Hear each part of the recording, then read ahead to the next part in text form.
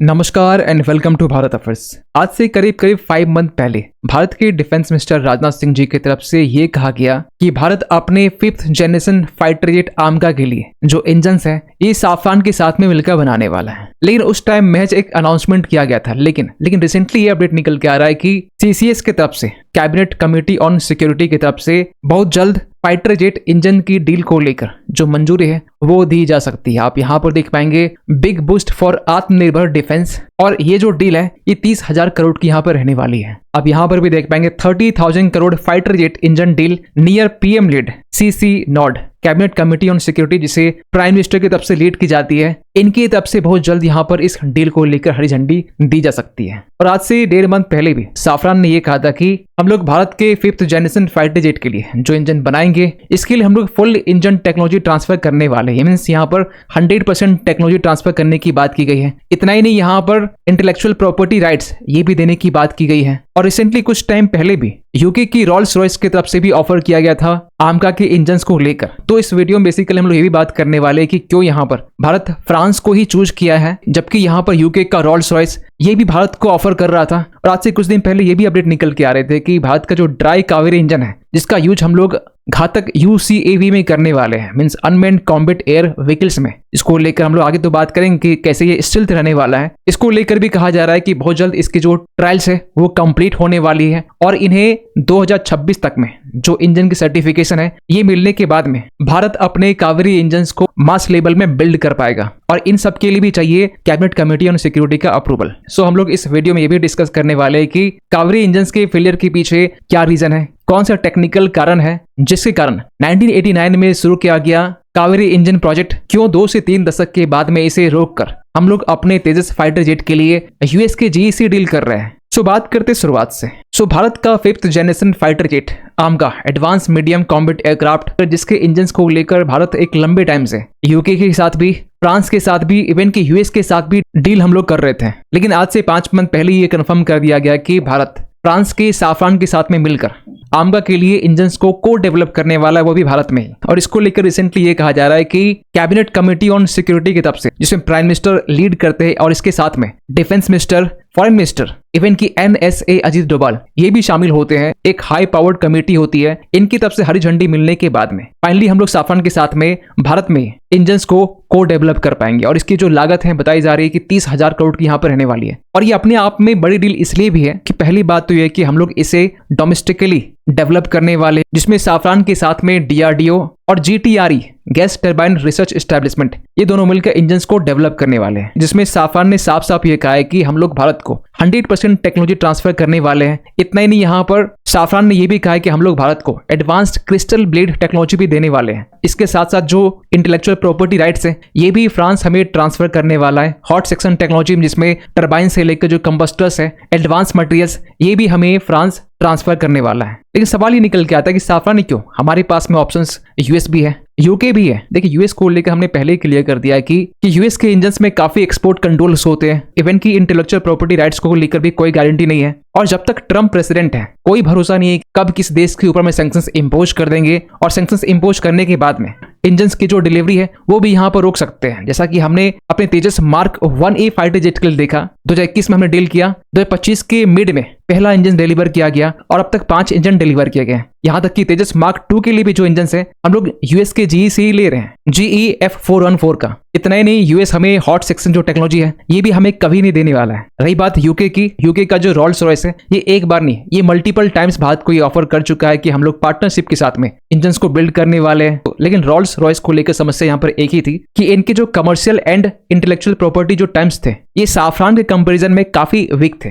काफी इसमें terms and condition लगाए जा रहे थे। और फ्रांस के कंपैरिजन में जो पॉलिटिकल अलाइनमेंट है ये भी यूके के साथ में कम है। लेकिन वही फ्रांस की बात करें तो फ्रांस US से काफी अलग है। फ्रांस एक स्ट्रेटेजिकली इंडिपेंडेंट कंट्री है। ऐसा इसलिए कहा जा रहा है क्योंकि हाल ही में ग्रीनलैंड के इशू को लेकर फ्रांस की तरफ से, इवन की बाकी यूरोपियन कंट्रीज की भी तरफ से जो अपने ट्रूप्स है इसे डिप्लॉय कर दिया गया है ग्रीनलैंड में, जो एक साफ साफ सिग्नल है ट्रम्प के लिए और एक मैसेज है ट्रम्प के लिए कि US के इंटरेस्ट में ही, बाकी यूरोपियन कंट्रीज के इंटरेस्ट इन्वॉल्व नहीं है। इवन कि इसके पहले भी ट्रम्प जो है फ्रांस के प्रेसिडेंट मैक्रोन का मजाक बना चुके हैं। और फ्रांस का एक लंबा इतिहास रहा है भारत के साथ में डीप टेक्नोलॉजी शेयर करने का। और फ्रांस की तरफ से कोई भी पॉलिटिकल कंडीशन देखने को नहीं मिलता है। इतना ही नहीं, भारत फ्रांस के लिए ओनली बायर नहीं है, भारत एक लॉन्ग टर्म इंडस्ट्रियल पार्टनर भी रहा है फ्रांस के लिए। वैसे साफरान की तरफ से 100% लोकल सप्लाई चेन को लेकर कमिट किया गया है, जिसमें 120 से लेकर 140 किलो न्यूटन का आमका का जो इंजन है ये डेवलप करने वाला है, और इसकी जो फ्रांस के M88 मिलिट्री इंजन की तरह यहाँ पर जो थ्रस्ट है वो रहने वाला है। और आज से करीब 1.5 मंथ पहले नवंबर की हम बात कर रहे हैं, जब पीएम मोदी की तरफ से हैदराबाद में MRO फैसिलिटी को इनॉग्रेट किया गया, जो कि 45,000 स्क्वायर मीटर में ये फैला हुआ है। MRO फैसिलिटी का मतलब ये हुआ कि यहाँ पर जो इंजन है, यहाँ मेंटेनेंस के साथ में जो रिपेयर है और जो ओवरऑल है ये भी हम लोग यहाँ पर कर पाएंगे।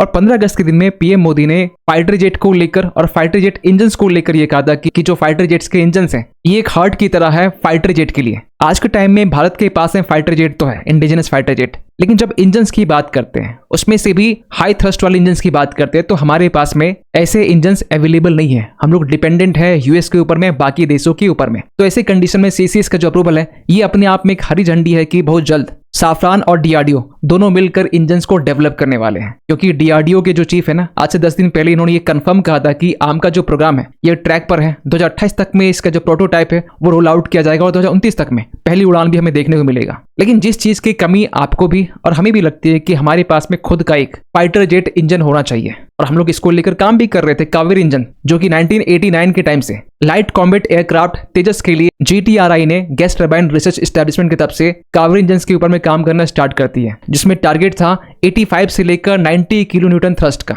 लेकिन एक लंबे टाइम के बाद भी जो थ्रस्ट है ये 49 किलो न्यूटन के आसपास में रहा, और इन सब के पीछे जो रीजन है वो है टेक्निकल फेलियर। तो सवाल ये निकल के आता है कि कावेरी इंजन के साथ में ऐसा क्या हुआ कि 2 से 3 दशक के बाद भी हम लोग इसे डेवलप नहीं कर पाए, जो कि एक अच्छा खासा टाइम होता है। आगे हम लोग चाइना से कंपैरिजन करेंगे, लेकिन जब ये प्रोजेक्ट 1899 के टाइम जब स्टार्ट होता है, सबसे टफ काम था हॉट सेक्शन सिस्टम को लेकर, और इसके लिए हम लोग सिंगल क्रिस्टल टर्बाइन ब्लेड्स ये भी डेवलप कर रहे थे, थर्मल बैरियर कोटिंग्स ये भी डेवलप कर रहे थे, एडवांस निकल बेस्ड सुपर अलॉयज ये भी डेवलप कर रहे थे। लेकिन इन सभी चीजों को हम लोग डेवलप नहीं कर पाए। और रही बात वेट एंड थ्रस्ट की, तो 85 से लेकर 90 किलो न्यूटन इस थ्रस्ट का जो इंजन है ये हम लोग डेवलप कर रहे थे।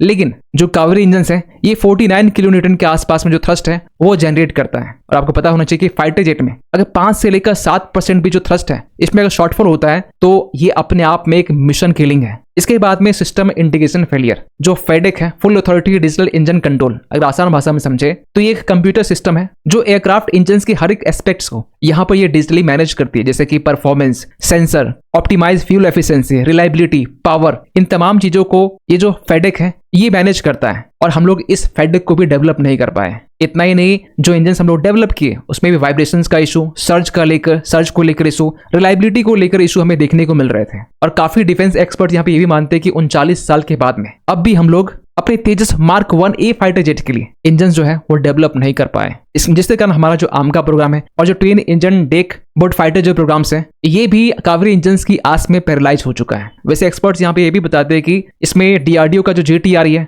गैस टरबाइन रिसर्च एस्टेब्लिशमेंट, जो बेसिकली यहाँ पर fundamental metallurgy, material science, aerodynamics, design, system integration, इन सबको लेकर यहाँ पर काम कर रही थी। लेकिन ये सब कुछ लिमिटेड ग्लोबल एक्सपोजर में हो रहा था, ये पूरी दुनिया को पता नहीं था। मीन्स यहाँ पर कोई भी कॉम्पिटिटिव प्रेशर नहीं था, कोई भी एक्सटर्नल ऑडिट कल्चर यहाँ पर नहीं था। तो इन सब कारण जो अकाउंटेबिलिटी है ये GTRI के ऊपर नहीं थे। ऐसा मेरा नहीं, ऐसा इस आर्टिकल्स में कहा गया है। वहीं हिंदुस्तान एरोनॉटिक्स लिमिटेड को लेकर ये कहा गया कि ये लाइसेंस प्रोडक्शंस में काफी बेहतर, लाइसेंस प्रोडक्शंस के लिए काफी एक्सीलेंट है, लेकिन डीप डिजाइन ऑनरशिप में ये काफी पीछे है। इन्होंने एग्जांपल भी दिया कि जैसे मिग या फिर जैगवार या फिर सुखोई, इसके असेंबल में, अपग्रेडेशंस में HAL काफी बेहतर है, लेकिन फंडामेंटली डिजाइन करने में ये काफी पीछे है। इवन की HAL को लेकर ये भी कहा गया कि ये साफरान या फिर प्रैट एंड विटने जो है इससे काफी पीछे है। और कावेरी इंजन के फेलियर के बाद में पिछले ही साल आपको पता होना चाहिए मई के टाइम में फंड कावेरी इंजन को लेकर एक कैंपेन चलाया गया। सोशल मीडिया में ये जो नाम है वो ट्रेंड कर रहा था। इवन की चाणक्य के कोट्स को भी यहाँ पर रखा जाता कि he who strengthens power through